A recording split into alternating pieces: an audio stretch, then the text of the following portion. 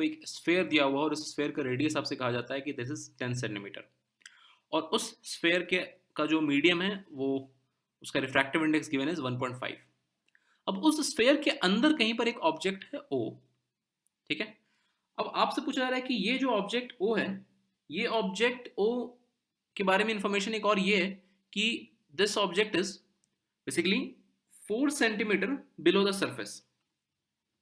यानी कि अगर हम यहां से एक लाइन ड्रॉ करें, this object O, this is basically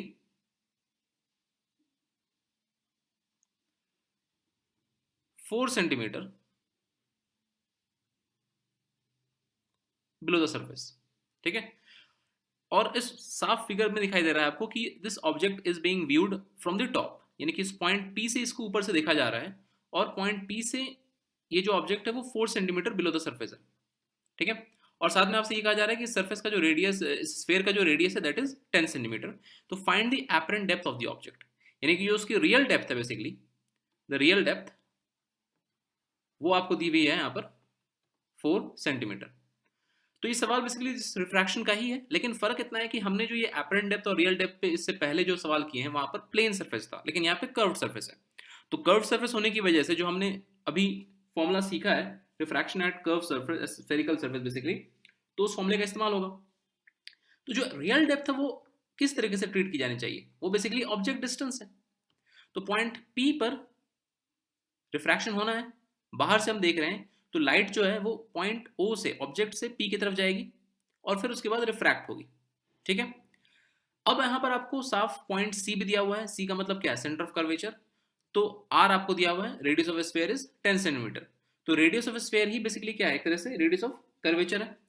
तो हमारे पास जो फॉर्मूला होता है उसमें जो टर्म्स होते हैं वो एक एक करके हम निकालते जाएं।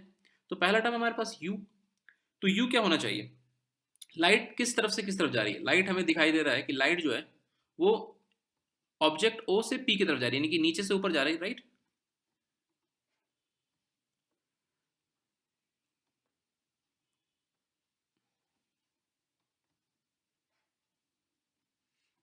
ठीक है, तो लाइट का ये डायरेक्शन, इसकी मतलब इस डायरेक्शन में जब भी हम कोई चीज कैलकुलेट करेंगे वो पॉजिटिव होगी, और इसके उल्टे जब कैलकुलेट करेंगे वो नेगेटिव होगी। तो जब हम यू कैलकुलेट करेंगे तो हम किधर से किधर जाएंगे, हम जाएंगे पॉइंट पी से ओ की तरफ। तो जब पी से ओ की तरफ जाएंगे यानी कि ऊपर से नीचे जा रहे हैं, इसका मतलब हमारा यू क्या होना चाहिए, वो होना चाहिए -4 सेंटीमीटर, ठीक है। फिर नेक्स्ट चीज है radius of curvature R. R calculate करने के लिए हमें कहां से कहां जाना है, हमें अगेन पी से सी की तरफ जाना है। तो जब हम पी से सी की तरफ जाएंगे तो अगेन हम ऊपर से नीचे की तरफ जा रहे हैं। तो जब ऊपर से नीचे की तरफ जा रहे हैं तो हमारा आर क्या होना चाहिए, आर हमारा होना चाहिए नेगेटिव। इसका मतलब आर के लिए जाएगा, ले जाएगा -10 सेंटीमीटर, ओके। फिर μ1 क्या होना चाहिए यहाँ पर, μ1 is the refractive index of the first medium, basically of the medium which holds the object. तो ऑब्जेक्ट इस स्फेयर के अंदर है और इस स्फेयर का रिफ्रैक्टिव इंडेक्स है 1.5, यानी कि μ1 हमारे लिए यहाँ पर है 1.5। फिर है μ2। μ2 क्या है, μ2 वो मीडियम है जहां पर हम इसको ऑब्जर्व करते हैं, यानी कि यहाँ पर हमारी आंख है ऊपर में। तो बेसिकली एयर का जो मीडियम है दैट इज μ2। तो एयर के लिए रिफ्रैक्टिव इंडेक्स क्या होता है, एयर के लिए रिफ्रैक्टिव इंडेक्स होता है 1। तो एयर के लिए रिफ्रैक्टिव इंडेक्स 1 इस्तेमाल किया जाएगा, फाइन। तो अब हमारे पास फॉर्मूला क्या है, फॉर्मूला हमें अच्छे से पता है कि फॉर्मूला क्या होता है, फॉर्मूला होता है μ2 upon v minus μ1 upon u is equal to μ2 minus μ1 upon r। तो जस्ट अब इस फॉर्मूले का इस्तेमाल कीजिए, आपके पास सेकंड मीडियम है μ2 1, v निकालना है तो v का कोई साइन पुट करने की जरूरत नहीं है, माइनस μ1 के लिए जाएगा 1.5 और म्यू की जगह पर पुट कर देंगे तो म्यू इज -4। इक्वेट करेंगे μ2 माइनस μ1, तो μ2 है 1, μ1 है 1.5, यानी कि ये हो जाएगा 1 माइनस 1.5। अब ये ऑब्वियसली बात है नेगेटिव आएगा, तो नेगेटिव आएगा तो आने दीजिए, डिवाइड बाई आर। आर क्या है, आर है -10।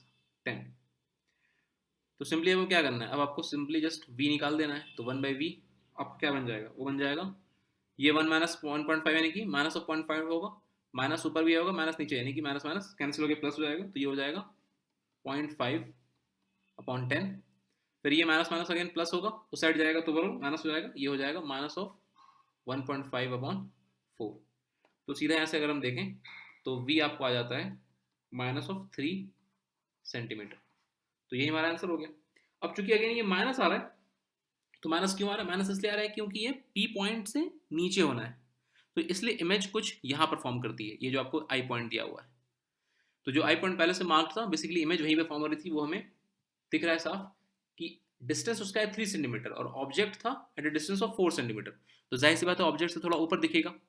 तो ये लॉजिक हमने पहले भी सीखी थी। इससे पहले भी जो हमने कुछ सवाल किए थे, जहाँ पर अगर मान लीजिए कि यहाँ अंदर में पानी है या कोई भी मीडियम है और इसके बॉटम पर कोई ऑब्जेक्ट रखा हुआ है और इससे हम बाहर से देखते थे, बाहर से इसे देखते थे, तो उस केस में क्या होता था? उस केस में ये होता था कि ये चीज़ आपको थोड़ा और ऊपर दिखाई देती थी, यानी कि अगर बॉटम पे है तो बॉटम से थोड़ा ऊपर दिखाई देती थी, तो जो हमारा एपरेंट डेप्थ होता था। तो एक्जैक्टली सेम फंडा यहाँ पर भी है। बस यहाँ पर निकालने में आसान क्या था कि यहाँ पर हम apparent by real is equal to म्यू2 बाई म्यू1 कर देते थे, क्योंकि यहाँ पर रिफ्रैक्शन होता था एट अ प्लेन सर्फेस, यहाँ पर रिफ्रैक्शन हो रहा है एट अ कर्व्ड सर्फेस। इसीलिए उस केस में यहाँ पर हमको ये प्रॉपर फॉर्मूला जो हमने डिराइव किया हुआ है वो इस्तेमाल करना पड़ेगा। तो जस्ट जो u है वो एक तरह से रियल डेप्थ का काम कर रहा है, और जो v है यानी कि इमेज पोजीशन वो एक तरह से एपरेंट डेप्थ का काम कर रहा है। तो एपरेंट डेप्थ आपको आ गया -3 सेंटीमीटर, मतलब कि P पॉइंट से नीचे की तरफ होगा, क्योंकि जो चीज़ नीचे की तरफ है वही नेगेटिव होगी हमारे साइन कन्वेंशन के हिसाब से, नीचे होगा लेकिन O से थोड़ा ऊपर होगा। यानी कि जब इसे हम बाहर से विजुलाइज करेंगे तो ये ऑब्जेक्ट O जो है वो P पॉइंट से यानी कि सरफेस लेवल से 3 सेंटीमीटर हमें नीचे दिखाई देगा।